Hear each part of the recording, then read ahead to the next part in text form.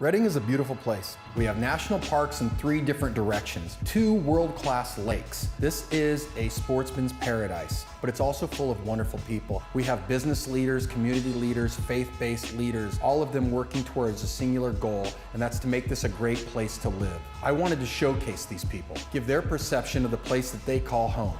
This is allredding. Well, I'm here with Ky Strickler. Thank you, Ky, for coming in.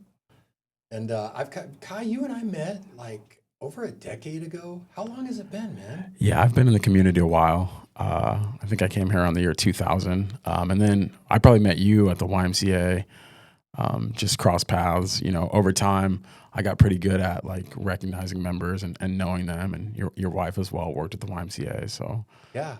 So you worked at the YMCA for a long time. So you've been like involved with kids and youth programs. You got a pretty cool story. You're involved in a lot of different, you got your hand in several different programs. Can you tell us like some of the stuff you're doing with the youth?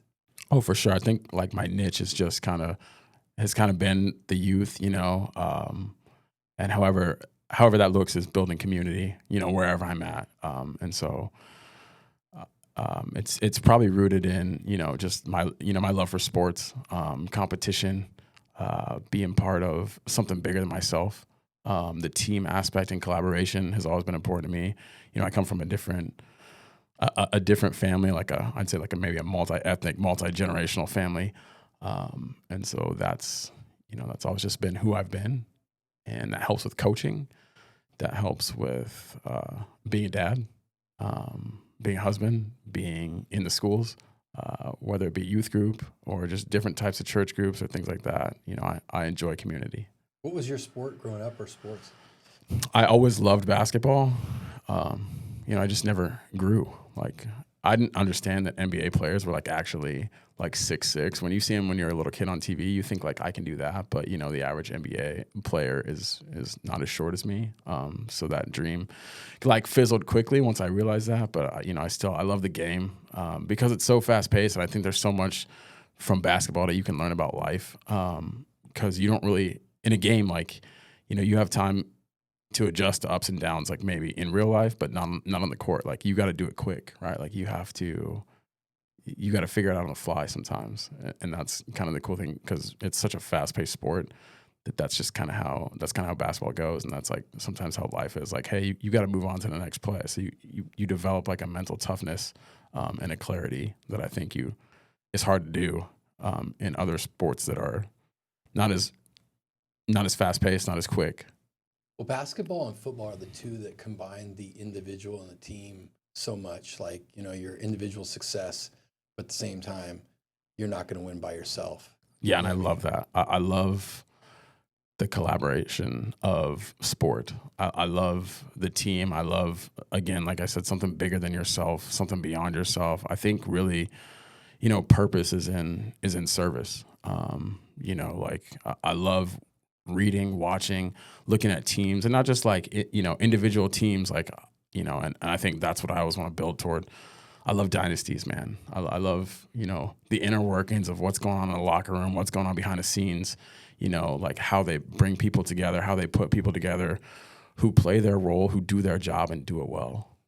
My sons and I my sons are really into 2 sports. I'm into one of them, kind of into the other, but it's mixed martial arts and basketball. Okay. And basketball kind of lost me just because of my age. You know, when I think of basketball, I mean, I grew up Magic Johnson, Larry Bird, Michael Jordan. Yeah. I was kind of at the tail end of Dr. J. So we have conversations about who the best at each position. Like literally this morning, I was driving him to camp, and they were like, it's funny because we have these same conversations over and over. Totally. Top 5 small forwards, you know, and then we start getting into debates on whether he's a power forward who, you know, like.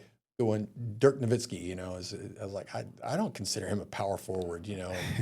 And my son, it was so funny. He's like, you know, Dad, kids are great. He's like, I think Kevin Garnett is like one of the most underrated power forwards. And I was all, he's like top 5. How can you be top 5 and be underrated?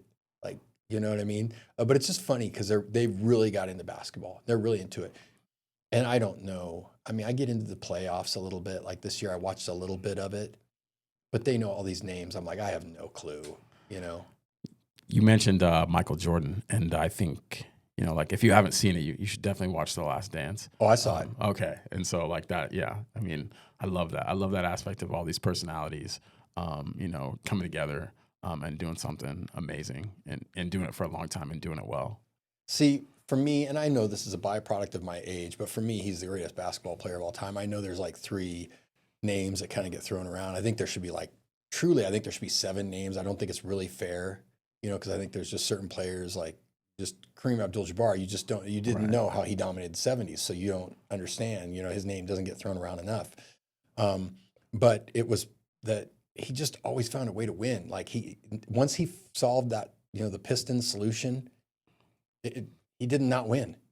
In fact, he won so much he got bored and had to go play baseball for a little bit. But he was a winner and a competitor at the highest level. So that's why I'm like, I don't care what the stat. They're like, yeah, but Dad, this person averaged this much more. Or this person did this. I'm like, all that matters is winning. Like you remember Right. the champions' names. Totally. You know what I mean? Totally. Who do they beat that year? And they're like, have to think about it for a second. It's like, because you just don't remember who the 2nd seed was or the 3rd seed. No, you know it and you love it or you hate it, right? Like on one side of it, you know, I mean, Tom Brady and the Patriots and you know that and Belichick, like that's a fascinating era of football. And I think, you know, the Chiefs are likened to that. You know, like the Warriors were that way. You know, the Miami Heat maybe a little bit too. But I love looking at the different dynamics of teams that are put together like that. You said dynasty, and I think that it's really hard to build those anymore because, you know, just this year they were talking about off-season trades and everybody was going everywhere. It was like that all these killer teams were getting broken up again and again. Right. I don't blame the players. You have a small window to make as much money as you can. I would absolutely do the same thing, but it's kind of heartbreaking because when I think of the Lakers and the Celtics and the 80s, I mean, that was phenomenal. Totally. And you want to be part of something like that. Like you just want to say that I was there and you want to, it's polarizing, but it's awesome for the sport. It's awesome for the fans, you know, and that's, I think, why we love the game. Right. Yeah. It's why I love the game. Yeah. The competitiveship. And, you know, my son told me the other day, he's like, Dad, what do you think the number 1 sport is for calories, like burning calories, you know, exertion? And so I was like, I guess number 2 and number 3. And it was NBA was number 1 for amount for minutes play for like in 48 minutes. There's nothing that comes close to that. And it made sense because it's nonstop. There's no breaks. There's no 2-minute warning. Totally. There's no commercial break. Tennis was up there too, which I guess tennis, because I was like, you've ever seen those guys when they're done with tennis, man? They're dripping sweat. But yeah, I don't understand the scoring of tennis, but yeah, it looks like you gotta be built for endurance, right? Yeah, totally. You're nonstop. Yeah. So with the youth programs, I know that in the summertime we always have that big. I think it was in the summertime, the big 3-on-3 tournament. That's a big one. That's right. Yeah. Yep. And I love going out to that. I love, you know, again, I think it's a community event. You know, like Scott and Jeff and all those guys who put it together, like they've done a good job growing it from its infancy.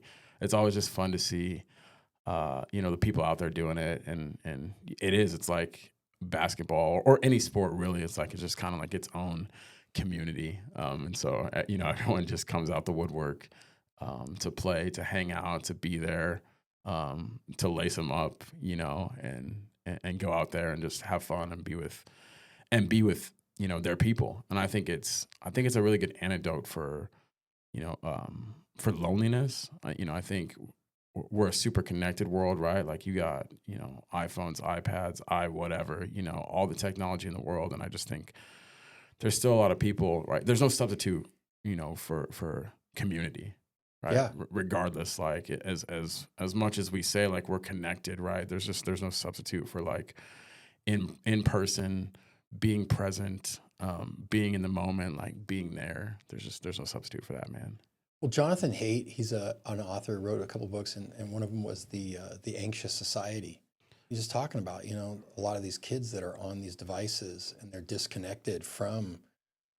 There's a bunch of facets of it. Number one, just physical exertion. It's good for us. I mean, overwhelmingly, if you look at any of these top coaches, and I'm talking like business coaches and life coaches and stuff, they're always, the first thing they purport is, okay, well, you got to start working out. You got to clean up your diet before they even get into like the business frameworks or how they're going to take you from Grant Cardone 10X you or anything like that. It's like you have to it's important. You're not doing that when you're sitting. There's this pseudo dopamine hit that you might get from playing NBA 2, 25K or whatever it is, but Right. it's not the same thing. Your body's not getting it. And too many kids are probably indoors and on devices. Yeah, we've seen a lot of. I love that book actually. I love that you mentioned that. It's a fantastic read. I mean, in the last probably year, it's it's one of the best books I've ever read on the subject, and just like really, again, looking at like what's going on like in the youth. We've had we have more devices. We should be more connected than ever. And the reality is like we're not. Well, I remember I don't know the years. I'm much older than you. So time has taken, I can't remember 2010 from 2015. Right. What I mean? I say stuff like the other day and my son goes, Dad, that was like 4 months ago. I'm like, yeah, but that was the other day versus today. I got you. But I remember just the rise of anonymity online initially and the vitriol that would come out Right. and the dehumanizing of people. This is pre even Facebook when it would be Ky, it would be, Big Dog 27 at Yahoo, right? Something like that. And AOL. yeah, Instant exactly. Messenger. And I just noticed this pattern of like, man, no one would ever talk like that in person. No one would. That was like, pre-fight two fighters trying to hype up a fight talk, and it was just everybody was doing that. Grandma 33 was talking trash, and you're just like, and I felt like that then gave way to even then when anonymity went away and people started doing things like with Facebook where you could, and there's still a certain level of that. I still get like the hate that I've gotten for allredding has never come from anybody whose face was their avatar. Right. It's always like some pseudo avatar, and then you go and look, and their stuff's just hate, and God bless them and help them through whatever they're going through. But it kind of started with that, and I think that shows that disconnect. Like even though I'm talking to Ky through a forum, I'm saying things to Ky that I would never say to his face if we were face to face or anything like that. And I felt like that was like the seed that just started all this stuff. Right. And it's so damaging, when I think about the youth, it's just so damaging for kids. I mean, it's damaging for adults too. And I think like if we wanted to be real, people are probably, and I know there's research and numbers and stats to back this up, but people are probably, more lonely, more depressed, probably than they've ever been. There's absolute stats for that. There's several. Too bad you and I didn't have a graph to print out right now, but no, it's absolutely, the numbers are overwhelming. Depression, anxiety, and so I think I don't know how many of those people that would fall into that stats would also be like, oh yes, and I'm involved in 3 sports. Right. You know what I mean? It's almost like there's a very clear separation. Usually it's people that are very sedentary and very isolated. Yeah. And again, I think the medicine for that is people, and I think it's being present. I think it's building community, and once we get into that, it's and if people were being real, not hiding behind a keyboard, I think you would find like there's a lot of loneliness and sadness and anxiousness and depression going on in their lives, and so they're looking for a purpose, right? Like I want to have something, I need to give my life meaning, right? And I think like just, and Simon Sinek says this, and he's kind of an intellectual role model for me. I think, we've over-indexed on rugged individualism, right? And when that happens, the opposite effect happens. And instead of like building community, we actually like, isolate ourselves, and we build up our walls, and we build up our defense mechanisms, and we hide. And I think those are like preconditions for a lot of the stuff that you see going on in society. And you're like, well, and we talk about it when something catastrophic happens, like, yo, I never saw this coming. But in reality, we did see it coming. It's just that maybe we never actually took the time to really look. Yeah. And I think I remember hearing a long time ago how, I think it was a Facebook ad or something like that. And it was something to the effect of find your tribe. Right. And it was I can vaguely remember the commercial of like somebody, was at home with their little Chihuahua with a little hat. And then they found like this group that was all Chihuahua owners who like to dress up their Chihuahuas, and they met together and everyone's happy. And, from that standpoint, you're like, oh, that's really cool. but that's not really the effect that all this really had. Because I got the sentiment of, if you grew up in Reading and you were really into punk rock, let's say, not a big punk rock scene in Reading, or at least I'm not plugged into it. But you know what I mean? You could get online and you could find other people into punk rock, and then you could, okay, we're going to go to a concert in Fresno or something like that. So, I mean, that's the promise of it, but I don't think that's the thing that was delivered. Yeah, that's a great point. And I think, again, when you just go back to the idea of community, right? And I look at, you know, the creation story in Genesis, right? And it's like, you know, the 6 days of creation, and you're saying, you know, this is good, this is good, this is good. And it's like the first thing, you know, that's not actually good, right, is for man to be alone, right? And you know, if you really just dial it back down to that, you're like, if we could just get this one thing right, or if we could do this one thing better, you know, like we would create a better society. We'd build, you know, stronger kids. We'd build better school systems. We would work together. And again, we don't have that. I think, like I said, because there's that over index on rugged individualism, right? And that kind of flies in the face of building community, like me and you sitting down, eating food face to face across from the table, hanging out, laughing, making a memory, right? Just enjoying each other's presence, enjoying each other's company. And we somehow, you know, we got to get back to that. And I think the sooner we do that, the better. Yeah, I try to not be like a fatalist, you know, because I look at where we are as a nation and the damage that was done in the last generation of isolating kids, getting away from, I think, competitive sports. I think I don't know. I just remember kids doing more sports when I was younger. Yeah, me too. The other thing is, like I was talking to my son the other day, he's really into swimming and he wanted to do basketball and track. So he did that this year. And, you know, it was his first year doing them. And so he wasn't, you know, there were kids that you could tell that's all they do. And he went back to swimming. He struggled a little bit. He ended up pulling it off, but we had a talk afterwards. And I said, you know, when I was a kid, kids played multiple sports, but something happened along the way where everybody became a specialist. Yeah. So like you play baseball year round, you play, because the swimming they even in the tournaments, some of the swimming tournaments, they separate year round swimmers from seasonal swimmers simply because their times are so different, and they want the seasonal swimmers to also win, or they'll give up, right? Like if they just come to get beat, that's not fun. And so we had that talk. I said, you do whatever you want. You do as many sports you want, but I'm going to be honest with you. If you do multiple sports, the probability that you're going to be that, because he has done year-round swimming, it's going to get harder and harder, because he's 7th grade. And so I'm like, this is where all of a sudden kids are going to start splintering off to year-round baseball and year-round soccer. Football, I don't think's year-round, but like, you know, almost every other sport, year-round basketball, right? And so, but I'm not a tiger dad. I'm like, do whatever you want, man, just as long as you're moving your body. And I just think that goes back to, again, you know, like kind of the breakdown of community. Like you would just, you know, I think about when I talk about this with my friends, it was like, look, if you were athletically gifted enough, it's like you went out for one sport, right? Like to help your team and to be with your guys or your girls or whatever. But then like when the next sport came, it's like you guys went and you did it all together, right? And you did the next sport together, then you did the next sport together. And now it's like you said, you know, you kind of have this splintering off and this specialization. And you build, you know, different communities, but again, it was just that dynastic effect where you're like, look, if we can all stay together and we can win a section championship, like let's go do it, right? And then let's get the same goal and let's have the same purpose to go do it again in the next sport. The next team sport that happens, let's go do it again. And then the next team sport that happens, like let's go try and do it again. Like let's go try and win.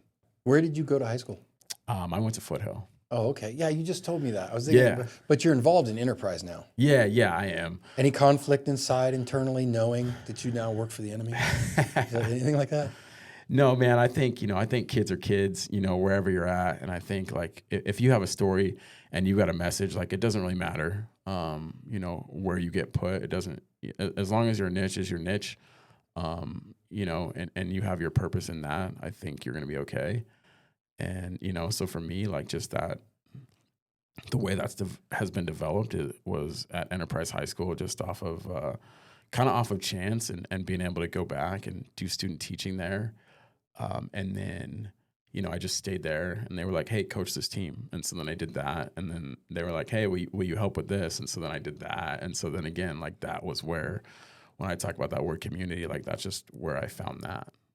You brought that up a lot. Like that's definitely a theme with you, is building community. And we talked about how like sporting events is a good thing to do, the 3-on-3 tournament. Right. There's some others. What are some other things like in maybe that are or are not happening in Redding that you like, man, these are good community building events, or these are things that we could do in the community to help build a community? Yeah, for me, I always come back to the sport, but I know there's tons of stuff out here in Reading that people are doing to try and build community, and I think it's helpful. I think it's purposeful.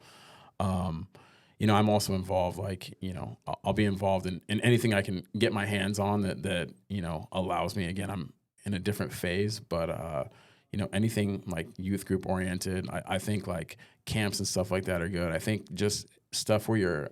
And when I say building community, I mean like the true interactive, like face to face, make a memory together. I'm there, you're there. We're like fully present in that moment. I think that's the community, that I'm looking for. That's not necessarily like the online, like the asynchronous community. Like I'm looking for something because I think that's how you build, meaningful friendships, meaningful relationships. And, when you do something together, for something bigger than yourselves, it's powerful and it has a way to connect you like not many other things do. And I think, you see that from people that are in the service or people in the military. I think like there's like and yourself, right? Like you're a Marine and it's a great team to be a part of because there's a family element there, right? Like when you go through something with somebody right by you, next to you, when you go through the crucible, right? Like there's nothing like it except for, you can describe that experience all you want to someone like me who's never done it, but like somebody else who was actually there, you're like, it's different. Like you're bonded. Like that's your brother, man. Shared that's experience. your sister. Yeah, absolutely. That's why I thought the food truck is a really cool thing.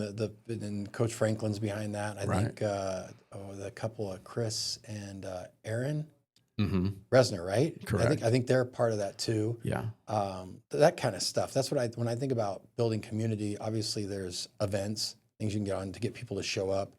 I think being in person humanizes and it's the opposite of online where it dehumanizes. You're back to being grandma 33, and stuff like that. You know what I mean? You're not like, Mrs. Smith or something like that. And we need more of that. I wish I knew. We had trying to remember who we had on, and he had a great calendar. But Eric Mangini was talking about Rodeo Church. Okay, and I see. Yep, I saw pictures of that. Like everyone. I've seen some shirts around. Like I'd never heard of it, and all of a sudden I'm driving around. There's T-shirts, Rodeo Church. I'm not a rodeo guy, man, and to each their own. I'm not trying to put it down or anything. Like absolutely, do it, absolutely. But sitting out in the heat and smelling livestock. I went to one rodeo, and that was enough for me to know that was not my thing. But talk about bringing people out. Cool April Nights, that's another big one. Yeah. But like more of that type of community-driven stuff. I wonder if our city has, I know Visit Reading and I think Shasta EDC, I know that they actually put funds behind, promoting the area and doing stuff like that. So I wonder, that'd be probably a good to have somebody come on and kind of enlighten us and say, yeah, there's actually a lot of events. You just got to get them out there. And it's funny because you say those events that build community, and they really do. And I'm probably with you on the rodeo stuff. Like I don't really. Not my thing, man. Yeah, it's not my cup of tea, right, either. But again, like I do remember, specific memories from some of those other events, right, of just like being there. Again, Cool April Nights, like seeing all the cars, like just seeing the madness. I think like the food truck park. It's like you go down there and you're going to run into somebody, right? Somebody that you haven't seen in a long time, somebody that you get to, reconnect with face to face. And that's, a powerful thing. I think also there's a lot of anxiety, and I've gone through it myself, anxiety of being around groups when you're not around groups very often. So I work from Yeah. home, and I kind of went through a whole PTSD thing of my own journey, and I found myself not wanting to go places. Hmm. And I was like, well, I don't want, I kind of told myself a nice little lie of like, well, I'm just, I'm comfortable at home, right? But deep down, there was an anxiety around being around people. Yeah. And I was like, I didn't have that before. Yeah. That's a good Like, point. you know what I mean? I didn't have that. Where that happened, it's like, well, the more you sequester yourself, and the more you isolate yourself, that anxiety builds. And so on the other side of the spectrum is the more you hang around with groups, you desensitize yourself to that anxiety, Hmm. and it goes away. And so like a lot of the youth, Yeah. they have anxiety. The teenage years, I'm obviously way pre-internet. I'm way personal computer, but pre-personal computer. But you had to go do things. You know what I mean? It was different. You had to go do them. That was the only way that you were going to socialize. You had to be in public, and or else you had nothing. And also, cable wasn't that good when I was a kid. Cable was not that good. There wasn't much on TV, so you had to go do things. Now, we really have a lot pumping into the home, and a lot of people are disconnecting, and we should do something to try to counter that.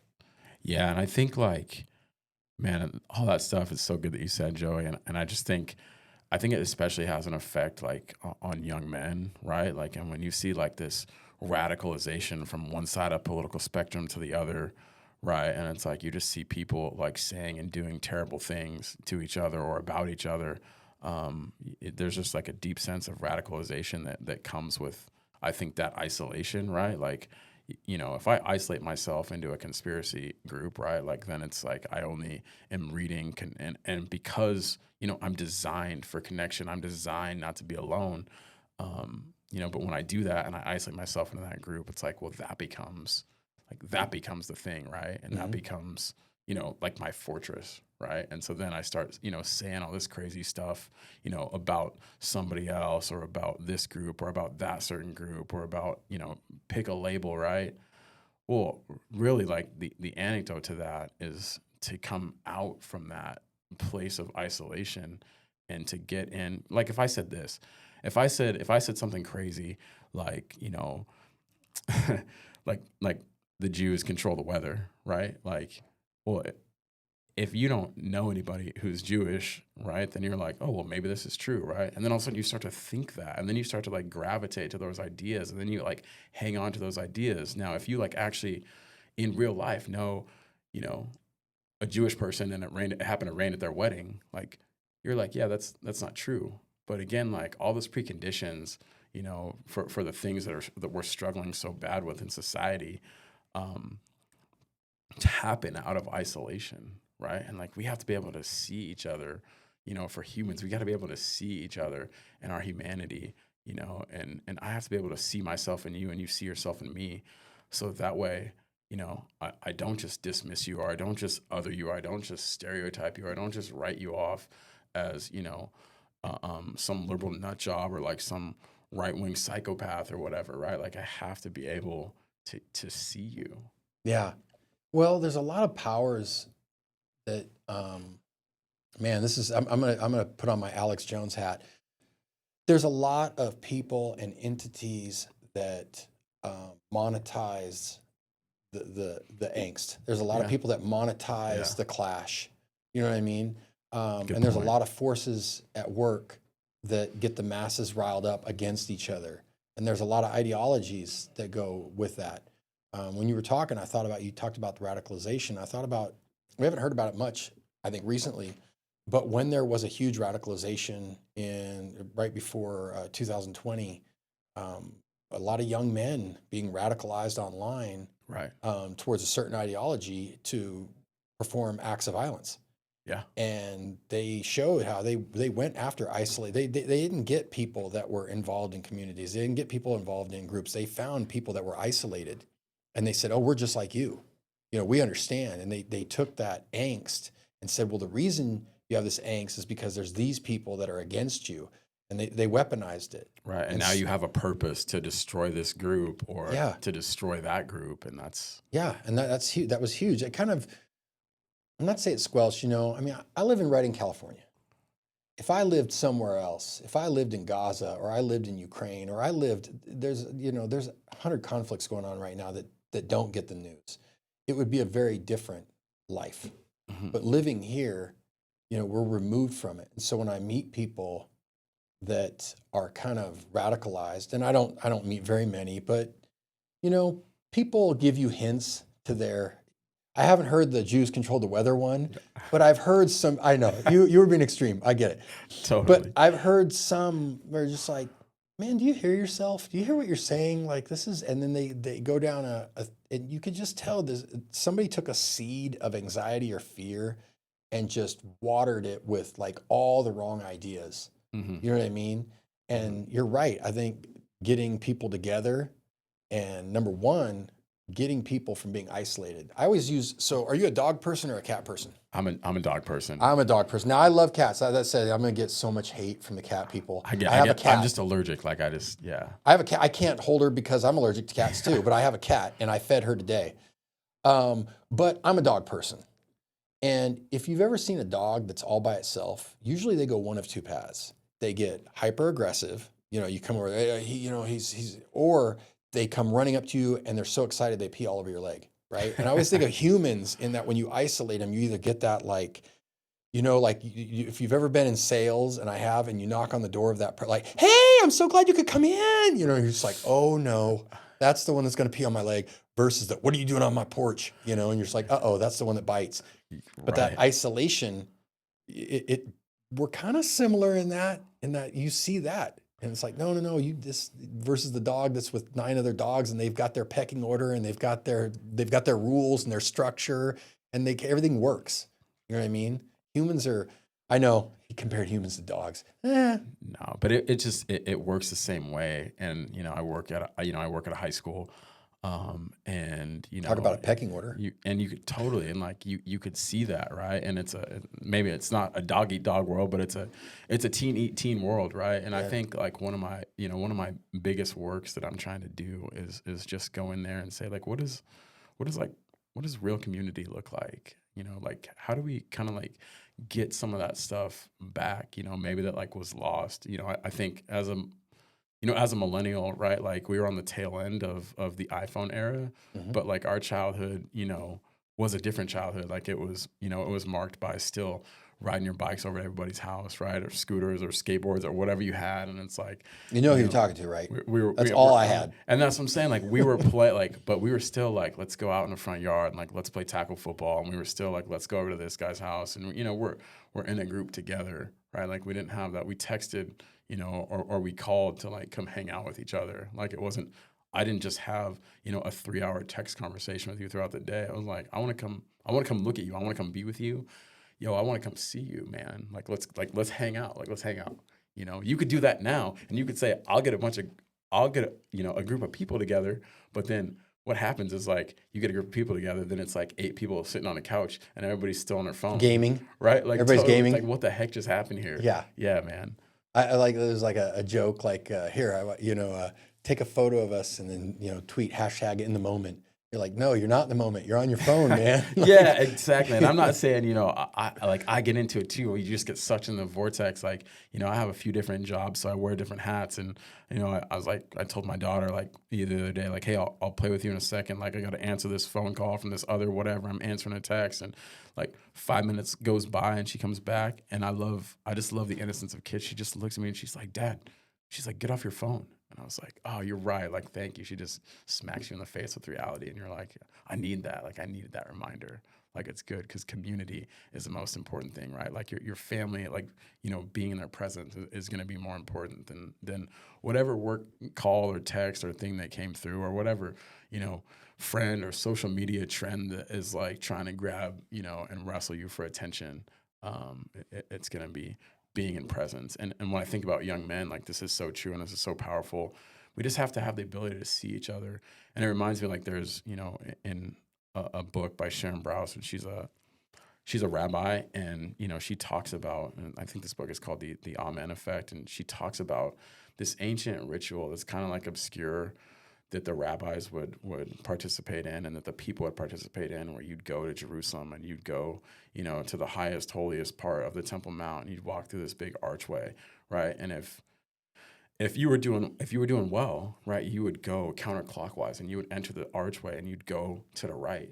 And if like you were brokenhearted and you were sad and you were depressed and you were just not feeling your best self, right, or you were grieving, right, and there was bereavement, written all over you. It's like you had to have the courage to go left, right? And so then the people that would go to the right, you would see the people that were going to the left, but that was the only time that you'd see their face. And then like you'd have to step out and you'd have to like look at those people and say like, I see you, and like, how can I help you? Like, how can I be there for you? And it's just really powerful, because if you go through the archway and you walk to the right, you don't see the faces next to you. You see the people in front of you. Mm-hmm. But when you go to the left, right, like the only people that you see are the people going to the right. Was it circular? So when they'd walk in, they'd Right. meet up? Like, that's what I was thinking. No, It would force them to, no? Yeah, but you could still just walk by, right? Like if I'm amongst the masses, it's like I could just walk by, see you in your pain, right? And pain is uncomfortable for me to deal with, and I don't want to do it. So I could just walk by and not say anything. Or if I was in the masses and I was on the right, I could have the courage to say like, I see you, and like, what do you need right now, right? And it's just like, we have to get back to that. I mean, collectively in a community, we got to get back to that as a country, right? Like we got to get back to that as a nation, right? Just to have the courage and to either go to the left and go to the right and be okay. Because if I go to the right, like your pain and your darkest night, right? That's terrifying to me. I don't want to have to do that. I don't have to deal with that. Like, I don't want to have to, like, I don't like it. It's uncomfortable, right? Like if it's going to I don't like to look homeless people in the eye. It's going to make you, it makes you vulnerable, right? There's like, something about it. And I'm not, somebody can hate on me because I said that, but I'm being honest. Like, and it's not to say I don't do anything, but there's something about making that eye contact that it's like, you're seeing somebody as about as down as you can get. Yeah. You know what I mean? That's hard for me to take in. It is, Yeah. you know what I mean? I kind of look away. Right. Yeah.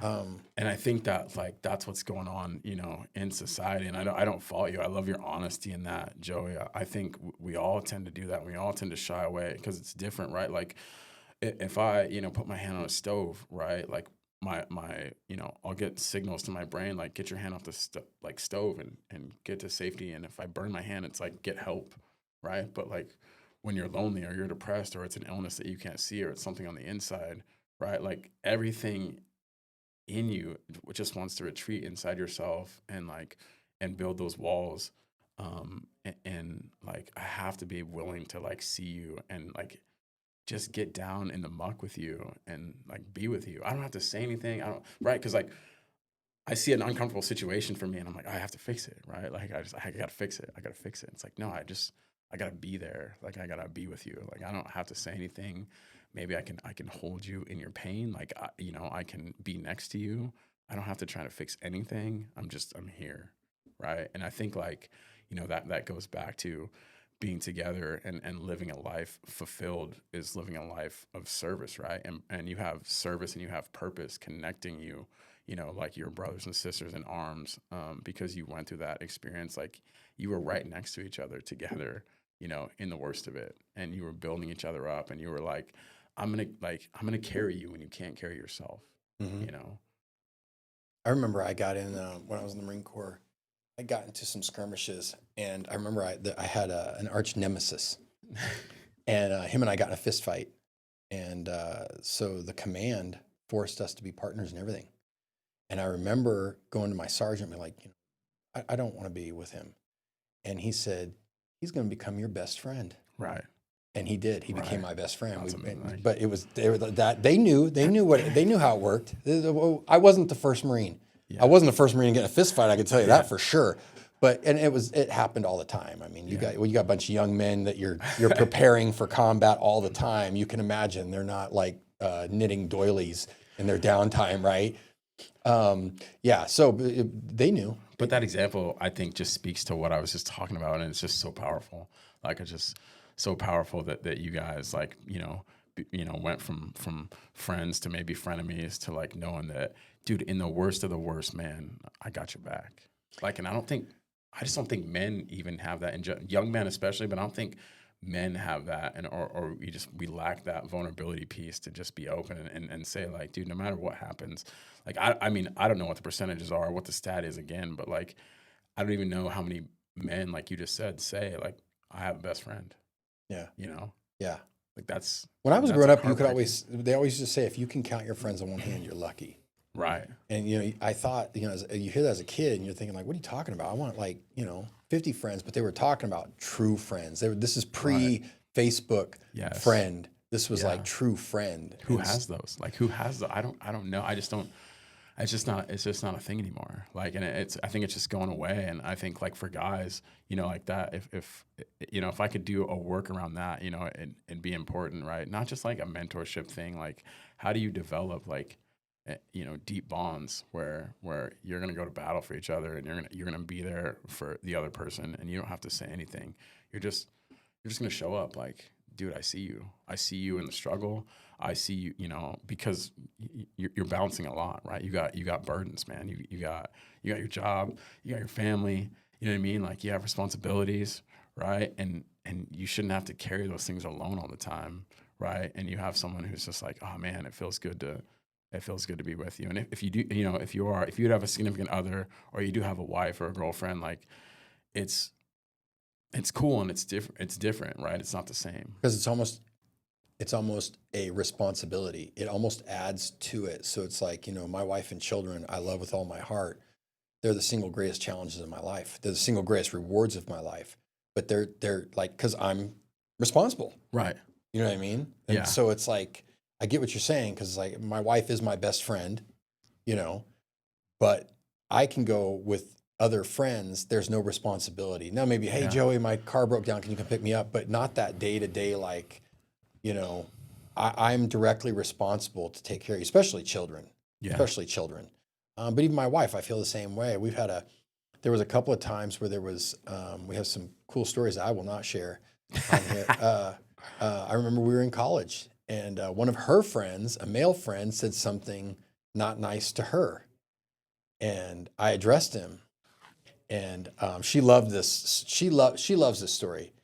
And I'm not going to say his name, but I let him know, like, hey, she's with me now. When you disrespect her, you disrespect me,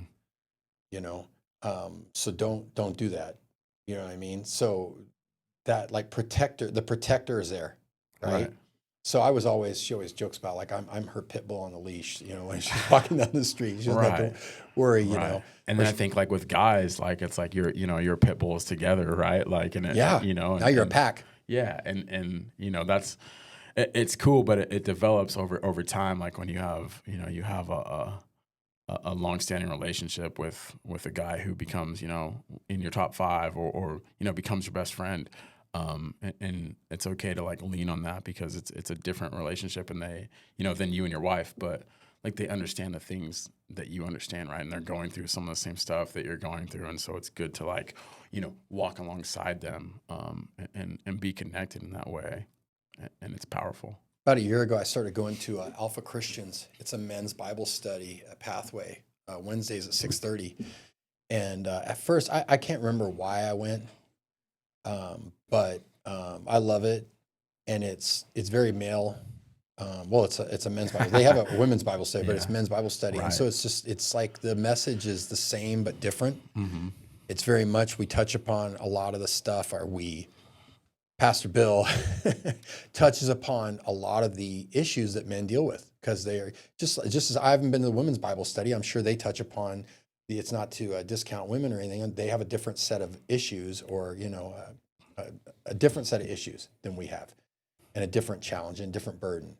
But it's been fantastic. So outside of sports, do you have any ideas or programs that help to build that community with youth in school or outside of school? No, but as I'm sitting here thinking, I'm just like, man, I would love to get involved or do something like that. Like, I think, I think like men need help. I think dads need help. I think you need guidance from older dads, right? Like from people who've gone through it, like from people who understand, you know, the financial burden, if that's you, from people who understand like the marital struggle, if that's you, from people who understand, you know, all the stuff and all the temptations and all the things that are coming at you, like, you know, and I'm like just sitting here thinking about like what a cool, and maybe there is, you know, opportunities like that in Redding. I just don't know about it. But for me, like I'm a networker and I'm a builder. So like if I get an idea, I'm like, who would be a good person that I could like get to come alongside me, you know, like, because I think that stuff is powerful. I don't know, call it like the dad project or something,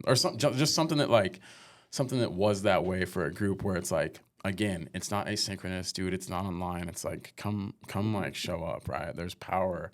I just think there's so much power like in showing up, you know? No, absolutely, and that's a good idea, especially young dads just starting off because Yeah. it's brand new, and it can be. I know when my daughter was born, I had a lot of anxiety, a lot, so much so that our family doctor was like, "Well, do you want me to give you something for it?" And I'm like, "No," because I'm not one of those guys that's quick to take medicine. You know what I mean? Kind of. My wife hates this line. I'm a big believer in better living through chemistry. I am, Yeah. but I also temper that with, yeah, there's a lot of chemistry that probably shouldn't be in my body that they're pushing out. So I is trying to find that balance. But I remember my doctor telling me it'll get easier, and his antidote was have a whole bunch of kids. He's like, you'll get Oh man. desensitized to it, you know. And he was right. He was right. The more kids I had, the first kid. I mean, you walk around with the first kid on a pillow. By the time you get to the Right. fourth kid, they're changing their own diaper. You're good. Yep. You got it. Or you know, one of the other kids is changing their diaper. You're My like, wife's gonna hate that I said that. that's good enough for me, man. Like, yeah, you did a great job. I think, you know, and it just reminds me of like asking a question and you think about the bonds that you've created and you have, you know, more life experience than me because you've lived longer. And I just, you know, it makes me think like, dude, who's your, you know, best male friend and why, right? Like, and it's probably like, it probably has something to do with like, man, we went through some stuff together. Yeah. Like No, absolutely. yeah. And just time together. You know, we live in America, Western United States. We don't have those generations and generations. You know what I mean? Like when you start to head east, you start to get that multi-generational in one place thing going. And then obviously if you go all the way to Europe, you definitely get that going, right? So because keep moving west, people come and go. You know what I mean? They just come and go, and they used to not do that. And that's part of being able to get on a plane and just be around on the other side of the planet within 12 hours. That's a byproduct of that. Yeah. And that kind of separates it out too. But I think, you know, not to be overly negative about some of the stuff we've talked about, but I wonder, like, how do you compete with NBA, you know, 25K, or I know I butchered if my sons were here, but no, Dad, that's not the name of it, Dad. I think they say 2K25. There you go. Yeah. I knew I was messing it up, right? 25K, that doesn't even make any sense. But thank you for fixing me on that one. But you know, it's if you look at all the things that are offered them, it's very hard. You know, when I was a kid, I had a BB gun. Right. And I went out and I shot stuff I probably shouldn't have shot. Sorry, neighbors, windows. You know, and now they have Fortnite. So, you know, and it's very hard. I don't know how we necessarily counter it, but I know that we have to try, or we have to at least offer things, you know, and like you right now, the only thing that's coming to mind is sport, you know, because I mean, my sons love, you just see, I'd forgotten what that was like, that fever. When I was a kid and I first started getting into sports and then started getting into sports statistics, you know what I mean? Like, this is all pre-fantasy sports. Like, I'm so old. Yeah. I'm pre-call waiting. Yeah. You called somebody and it was busy. You called back later. Like, that's how old I am. But I remember with my friends in high school, us looking at like getting the newspaper and opening it up to look at scores from the day before and points and stuff, and like writing stuff down. And my sons are both super into statistics, like sports statistics, super into it. Especially my oldest son, he's just got the analyst brain. He's making lists all the time, and he quotes like crazy stats, like just stuff that like, why do you even know that? You know, like, Dad, who was fourth in assists and rebounds in the same season? You know, and you're just like, I don't know, man. You Yeah. clearly do. Just hurry up, cut to the chase. Tell me who it was. But that kind of stuff, uh, it matters, you know, like, and Yeah. it's fizzing away, and it's being replaced by this like instant I gratification know where you it's don't have to look at it. It's just boom. no, it's like it's like synthetic, but I Yeah. think like too that it, you know, it takes away thinking, right? Like it takes away reasoning. It takes Yes. away, you know, I was like metacognition is like the word that comes to mind, and I'm like, do you like think about your thinking? Like, does this generation, right? Do they think about what they're thinking about, man? I don't know. Like, do they like stop and just pause, and do they hear something, or do they read something? And they just go like, that was deep. Like I'm gonna just close the book and just like let that sim. I'm just gonna sit with that. Like, you know, you just heard something that was like just is powerful, and it's like do you have enough time to slow down to even realize like you should not skip over this? Like there's like a gem in there that you like. There's a good word in there that you needed, you know, and you should like take the time to consider that like deeply and think about it deeply and like apply it to your life in a meaningful way, right? I have a friend. I was having a bad day a couple weeks ago, and I texted him. I said, you know, are you at your office? He said, no. Why? And I texted him. I said, I just wanted to come over and be a positive energy vampire. Yeah, And he said, I'll be there in 10 minutes. yeah. So I went over and we sat in his office. And when I say office, it's not what you would think is an office. Like we sit in this room and there's all these plants. And I love plants, but God gave me a black thumb. You know what I mean? I kill plants where I just touch them and they die. I try, like, you overwatered it. I'm like, how do you overwater a plant? It's got a drainage system, man. You know, underwater, overwater. Anyway, it's beautiful. It's gorgeous. And he's showing me, oh, I got this from a seed, you know, and it's this huge giant thing. He's taking care of it. And we were talking and he said, okay, so here's what I want you to do. I want you to practice this breathing. Both him and my jujitsu coach are both like, it's all about breath work. It's all about breath work, right? So he was like, I want you to practice this breathing meditation for 30 minutes a day. And I said, man, I can't do this for 30 minutes a day. He goes, okay, cool. Do it for an hour a day. Yeah, like you have to like, there's too much coming at you. Yeah. You know what I mean? So he's just like, because you said you read it and you next, you know, Yeah. scroll. Totally. You know what I mean? And so he was like, you have to slow everything down. The mind is racing too much. So to do that, sit among the plants and just focus on your breath. Yeah, and I think, you know, I think I'm community oriented, or I think that word just keeps popping up for me because, you know, like that was modeled for me. You know, that like, you know, I'm black, but I was adopted by two white people. And, you know, my mom, like, you know, God rest her soul. But she was just always great about that. Like she just was always like in the neighborhood, like we'll be the house that like people can show up to, like that your friends can come to after school. Like we'll be the house that just has, you know, that just has snacks. Like we'll be the house that you can come like spend the night at. Like we'll be that house. And it's like she just made it that place where it's like the door was always open, and it was like, you know, then my friends would come through, right? And like they adopted, you know, 5 other kids. So there's like at one point there's 6 kids living in this house, and it was just like anybody's welcome, like all who are welcome. And it's like just that idea of like being in each other's presence, you know, is life changing. Like it's like life touches life, right? And that's, you know, that's how you make the difference. That's how you make an impact. So I don't know, you know, I don't really know the anecdote, but I just know it's like it's just being together. It's like doing stuff together. It's a great place to start. It's going over to somebody's house and like, or inviting somebody over and saying like, dude, come have dinner. Like come, let's come unplug. Let's come hang out. Like let's put our phones down somewhere. And like, let's just, you know, let's go play basketball. Let's get out in the mountains. Let's go fishing. Let's get on our bikes. Let's motorcycles, car, whatever it is, right? Let's just do something together. Yeah. No, you make me want to go do something because I spend way too much. I mean, I work on a computer.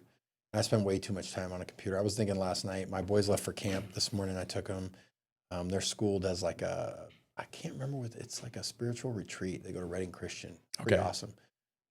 Fantastic school. Blown away by it. We homeschooled our daughters, and we started with the school system, but my wife, she's a school teacher for years. Right. And she just felt like, man, I can do a better job. And, and so Probably not wrong. No. So my youngest son got got all A's and a B plus last semester. Here comes a brag moment. That's the first B plus any of my kids have ever seen. And then my daughters are in college, same thing, straight A's. But the boys are in school. So we went to the girls a couple of years ago, and I kind of knew the answer, but I went to them and I said, hey, we sat down, my daughters and my wife, and I said, what do you think about high school? And they said, you got to get the boys in high school.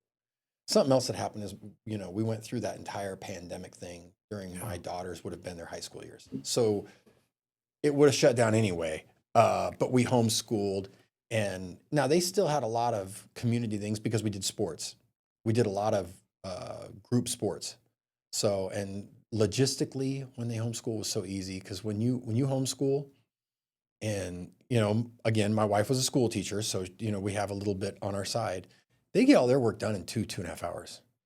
When you don't have the logistics of, okay, we're going to take roles, sit down, there's no disciplinary, like, hold on, I got to handle this disciplinary, like, right. All of a sudden you're like, really? This is 6.5 to 8 hours a day. And it's like, no, there's a lot lost in just the logistics of trying to manage this group. So we got to do a lot of sports stuff, but the girls said, get them in high school. And so a couple of friends were like, yeah, we go to Redding Christian. And we have a lot of really good high schools here. I'm just saying that I really like it. And the community is really good. But this morning I was taking my boys, and now I forgot the point I was going to make when I started. I knew I started with, I took my boys to camp this morning. Last night I was sitting there and I got off work and I started watching TV, started to veg out. And I thought, man, you got to go do something with the boys. They're going to be gone for a couple of days. And, you've been on a screen long enough. But I was like, I was tired. And so me and the boys, so we go sit down. Hey, what do you guys want to do? And they were like, talk about basketball. So we spent about 25 minutes that's where Dad, who do you think, who's your top 5 insert position? And now here was their controversy. So top 5 point guards. My youngest son said Westbrook. He said from a statistics standpoint, average triple-double, multiple years. So my oldest son said Magic Johnson. And I said, here was my take on it. I said, well, it would depend on the other players on the team. And I said, because if you have 3 powerful scorers, let's say you have a shooting guard, small forward, and a center that all score, you don't want a scoring point guard. You're gonna break up. That's why you see these teams in the last few years that they've brought these people together. I'm going somewhere with this, I promise. The chemistry doesn't work, right? Like they can't take the team concept because all 3 of them want to score 30 points. So Right. that breaks the team. You see these super teams that should have won everything and they couldn't. And so I told them, it would depend on, if I have certain players, I would Westbrook or Curry or maybe Magic Johnson or, Steve Nash or something. But if I had these players, I might go with a John Stockton or, somebody else, you know what I mean? Somebody else, because it is a team thing. I swayed them to mine. So then we shifted to like, okay, what's your starting 5? And so anyway, but I think what you point out though, like again, is just like the importance of like playing a role, right? Like, you talk about, the greatest point guards of all time. And I always, I always love like the others, right? Like who else is on that team? Yeah. Like, and what were they doing? Right. Like you think about, 2012, 2013, right? Like Miami Heat, right? And they go through this heartbreak, right? And then, they climb the mountain again, right? And then it's the Spurs who go through the heartbreak. So then like the Spurs, climb the mountain again because like the team, is greater than the individual, right? Like it's the me, it's the we over the me, right? It's the willingness to like put my stats, right? Put my money, put whatever aside, put that on hold, right? Like, and some people can't do that. Right. And they usually are great players that have no rings. That's usually, that's what it, and we talked about that. Why? Because I said like, well, there's a reason why these guys have rings, like Jordan never won without Pippen. Totally. And he either had Grant or Rodman. Yeah. You know what I mean? Like he had somebody that said, I'll do this dirty work, defense and rebound. You know what I mean? So you're not an island all to yourself. Maybe you are if you're a golfer, but even then, No. gotta have a good caddy. Gotta have a good caddy. Gotta have a good Yep. caddy. And you know, I think the same is true for life. I think like you got to find people that, you know, you want to put on a team, whether that's personally or professionally, like where it's like they have a strength, right, that you don't have, right? And you have a strength that maybe they don't have. And I think that's what the chemistry is when you talk about it. It's like, that's what clicks, is like, you're like really good at doing this one thing, you know, and that's why I love building teams, because you're great. You have this character quality that I see in you, that I need, that I like, right? And will you come be on our team, right? Like, and I think, you know, one of my greatest mentors, you know, was Josh McAuliffe, and he you know, Really? he brought me along a long way, like in my educational journey. And I think like I look back and I see the model, you know, that he used, and I'm like, I use the same thing. Like when I'm trying to build my team, I'm like, dude, who do I want that's like really good in this one area, right? But at the same time, when I look at these people, I go, I want them to have like the purpose, and I want them to be like sacrificial, like that they can sit on the bench, right, and they can cheer for somebody and they can root for somebody, because it's like teams like that, like those dynastic teams, it's like they stay together for a long time. Like they win a lot of things, they do a lot of good work for the community, or you know, for the sports team or for the franchise, right? And that's the goal, right? Like that's the end, and that's the end in and of itself, man. I think that's powerful. I think that's inspiring. I think that's what we should aspire to do, right? And as you say that, I think to myself how that is in direct conflict with what seems to be the message that's really, really pushed. You know, like the message is more individualist. You know, it's about me. Right. It's about be better than everybody constantly. And I think about, you know, really, when I think about some of the things that are going on in our society, and I boil down a lot of the ideas, lots of times they're based on good ideas. But I also think a really good lie starts with an ounce of truth. Yeah. And so I think about some of the things, how you take this truth and then you can really turn it into something bad, right? So you can talk about like individualism, and like you should push yourself to be the best version of yourself. You know what I mean? There is nothing wrong with wanting to be a champion. There's nothing wrong with wanting to be the absolute best in what you do. At some point, if the ego takes over and you define the best version of you by making sure everybody around you fails, that's toxic. That's gone too far. You know what I mean? Versus the best version of you also lifts the people up around you. Right. And I've had a couple of friends in business. We rise by lifting others, right? Like, yeah. I've had a couple of friends in business that were both very successful, and I like both of them, but one of them measured his success by his ability to outshine the people around him. And he had tremendous success, but he also burned relationships along the way. And when people talk about him, you can tell there's this hesitant level of respect. You know what I mean? Like they don't want to say anything negative, but it's that kind of like that pause, because it's like you admire his accomplishments, but then you also kind of like, it's almost like the guy who talks so much trash, you know what I mean?